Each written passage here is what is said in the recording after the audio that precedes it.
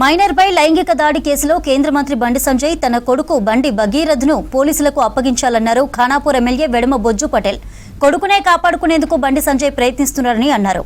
రాష్ట్రంలోని ప్రతి చిన్న విషయానికి స్పందించే బీజేపీ బీఆర్ఎస్ నేతలు ఈ విషయంపై ఎందుకు స్పందించడం లేదన్నారు. ఎంపీలు అరవింద్, లక్ష్మణ్, రఘునందన్ మౌనం వీడాలన్నారు. తప్పు చేస్తే ప్రధాని కొడుకైనా సరే కాంగ్రెస్ సర్కార్ చర్యలు తీసుకుంటుందని చెప్పారు ఎమ్మెల్యే.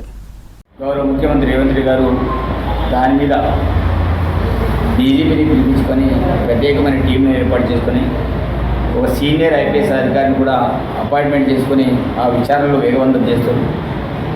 అది బండి కొడుకైనా, ప్రధానమంత్రి కొడుకైనా, సీఎం కొడుకైనా ఎవరికి చట్టం విషయంలో అందరు సమానం.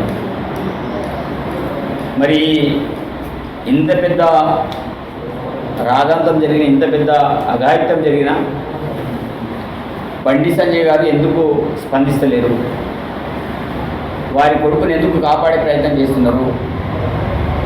ఈరోజు ఎక్కడ పడితే అక్కడ చిన్న చిన్న జాడులు ఏదో జరిగినా వాటి మీద స్పందించే బండి సంజయ్ గారు, ధర్మపురి అరవింద్ గారు, లక్ష్మణ్ గారు, రఘునందన్ రావు గారు, మిగతా వాళ్ళ యొక్క రాష్ట్ర అధ్యక్షుడు రామచంద్రరావు గారు ఒక హిందూ సంబంధించిన అమ్మాయి మీద దాడి జరిగితే స్పందించరా? వేరే ఒక దళిత బిడ్డను, లేకపోతే మైనార్టీ బిడ్డను, ఇంకా క్రిస్టియన్ బిడ్డను ఉంటే వాళ్ళందరూ కూడా ఎగిరెగిరి అందేసేవారు. మరి ఈరోజు మీరు ఎందుకు మౌనంగా ఉండడానికి కారణం ఏంటిది? బండి సంజయ్ గారు ఎందుకు మీ కొడుకును కాపాడే ప్రయత్నం చేస్తున్నారు? మీకు నిజంగానే చిత్తశుద్ధి ఉంటే, రాముడి మీద భక్తి ఉంటే మీరు రాముని మీద ప్రమాణం చేసి నా కొడుకు తప్పు చేయలేదని ఒప్పుకోండి. లేకపోతే మైసమ్మ టెంపుల్కి మీరు రండి, నా కొడుకు తప్పు చేయలేదని ప్రమాణం చేయండి. చేయగలుగుతారా? చేయలేరు. ఉన్న కొడుకుని కూడా ఎటో పక్కదారి పట్టించుకొని పరారులో పెట్టేసుకొని ఈరోజు కొడుకుని కాపాడే ప్రయత్నం చేస్తుంది.